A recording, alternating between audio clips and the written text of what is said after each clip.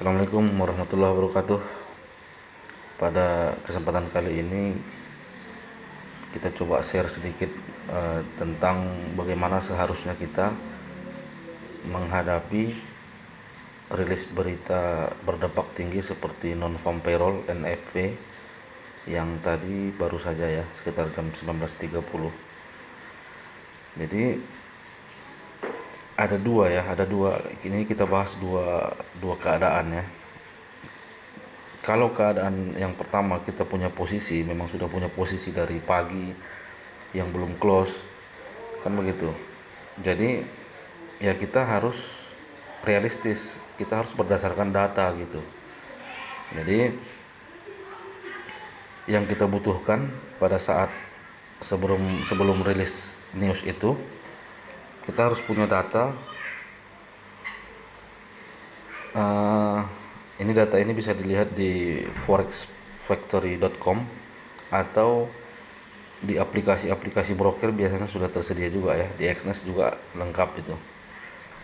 Jadi yang perlu kita lihat di sini, ini data non-farm payroll, ini yang aktual. Yang aktual ini tadi belum ada, ini ya, belum berisi pada saat sebelum rilis berita. Jadi yang berisi yang ini previous dan forecast. Jadi ini artinya data ketenaga kerjaan bulan lalu itu 366 ribu ya. Diperkirakan hari ini itu akan meningkat menjadi 490 ribu. Ini forecast, perkiraan berarti diperkirakan bulan ini yang rilis tadi itu nilainya lebih tinggi daripada bulan lalu, previous 366 ribu ini ya. Jadi kalau seandainya aktualnya lebih tinggi dari bulan lalu dan lebih tinggi juga dari perkiraan, maka itu USD akan menguat. Tergantung selisihnya. Kalau selisihnya jauh, itu menguatnya bisa antara menembus 2 atau 3 resisten atau support ya, tergantung dari pairnya. Ini kenyataannya pada malam ini seharusnya USD sangat jauh untuk melemah ya. Tapi ada satu lagi yang rilis bersamaan, yaitu ini average hourly earnings. Ini seperti upah rata-rata per jam. Upah rata-rata per jam di Amerika. Ini bulan sebelumnya 0,4%. Perkiraan tetap 0,4%, tapi nilai aktualnya lebih tinggi. Kenyataannya lebih tinggi, 0,6 hasil rilisnya. Makanya dia sesudah melemah tadi USD, kemudian menguat kembali karena dua berita ini saling bertolak belakang. Kalau seandainya tadi upah rata-rata per jamnya sama atau di bawah perkiraan dan hasil bulan lalu, itu USD bakal seperti Euro USD, itu bakal terbang itu ya. SAU USD bakal terbang, yang artinya itu pelemahannya sangat signifikan. Jadi yang perlu kita lihat, kalau seandainya kita punya posisi ya, ini sudah tahu kita berapa nilainya, nilai sebelum dan nilai perkiraan.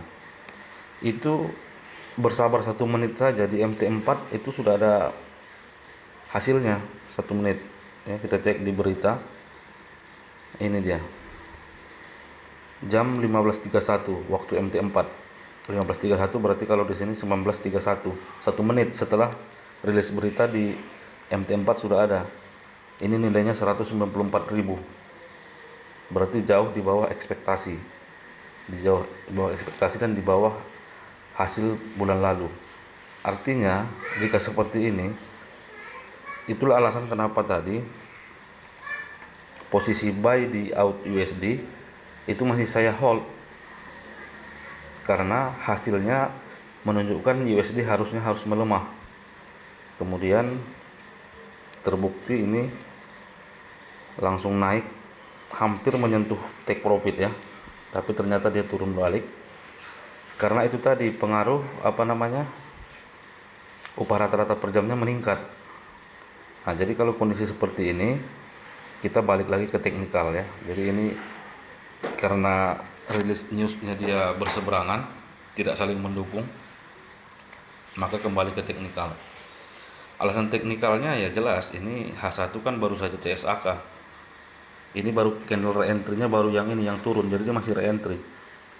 Sesudah ini tidak momentum baru kita close. Sesudah re-entry ini candle sekarang ini ya, candle sekarang misalnya bullish, kemudian candle berikutnya dan tidak mampu momentum misalnya gitu ekstrim di 15 nanti baru kita close. Jadi secara ilmiahnya seperti itu ya, jadi bukan nasib-nasiban. Banyak orang yang trading non farm payroll saya banyak amati di channel-channel Telegram, di grup-grup yang saya dimasukkan gitu ya.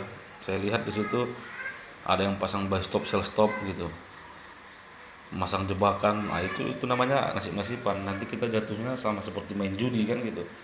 Jadi kita harus berdasarkan data.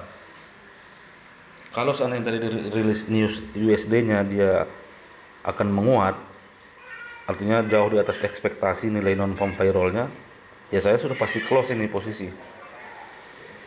Nah, di VIP atau di baik yang di signal free pun pasti saya update close kan gitu. Tapi ini ternyata karena bertolak belakang non farm payroll-nya dengan data upah rata-rata per jam, jadi kembali ke teknikal. Teknikal ya ini jelas posisinya arah naik di H1. Kemudian H4 ini zone zero loss ya, re-entry pertama zone zero loss di sini.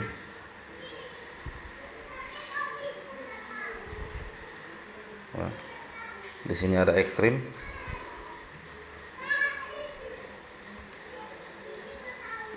Ini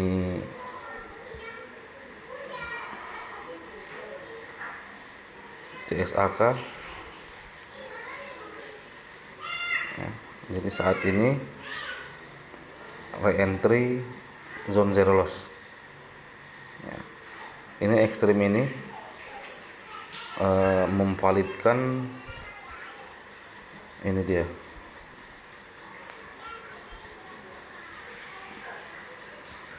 rejection di MA daily, walaupun ini memang belum clear CSAK nya ya, masih tanggung, masih ragu-ragu, tapi jelas ini rejection yang valid karena ekstrim di H4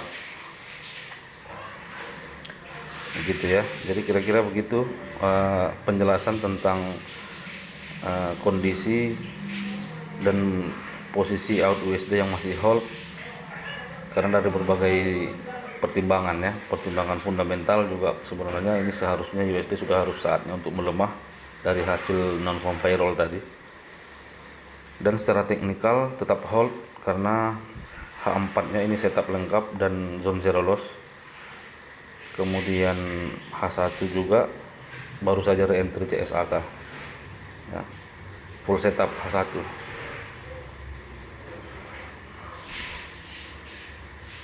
Ini ekstrim bersama MA50, ini CSAK, dan ini baru re-entry. Yang turun tadi candle yang ini itu ngejar re-entry dia ya. Ini sudah ada reverse candle dari area MA low, dan ini kita lihat kemungkinannya akan momentum ya. Jika ini tidak momentum baru kita close. Jadi seperti itu teman-teman, kalau kita ingin trading berdasarkan ilmu dan bukan perasaan gitu ya. Ya, kalau ya masalah ini tadi hampir TP tidak close ya, itu memang faktor rezekinya memang begitu ya. Itu tidak bisa, kalau saya tahu ini akan turun di sini ya pasti saya close juga kan. Kita kan nggak ada yang tahu. Tapi kita berdasarkan teknikal yang masih hold ya tetap hold. Demikian, semoga bermanfaat apa yang saya sampaikan. Anggaplah ini seperti apa ya, bincang-bincang mengenai apa yang harus kita lakukan pada saat rilis news ya. Jadi kita bukan asal masuk, asal hold, asal close gitu ya. Kita usahakan kita berdasarkan pengetahuan yang kita miliki. Masalah loss, masalah profit itu hanya efek samping. Tapi yang paling penting adalah kita latih diri kita dalam setiap pengambilan keputusan itu memang ada dasarnya, ya, ya sesuai pengetahuan kita. Demikian, terima kasih. Assalamualaikum warahmatullahi wabarakatuh.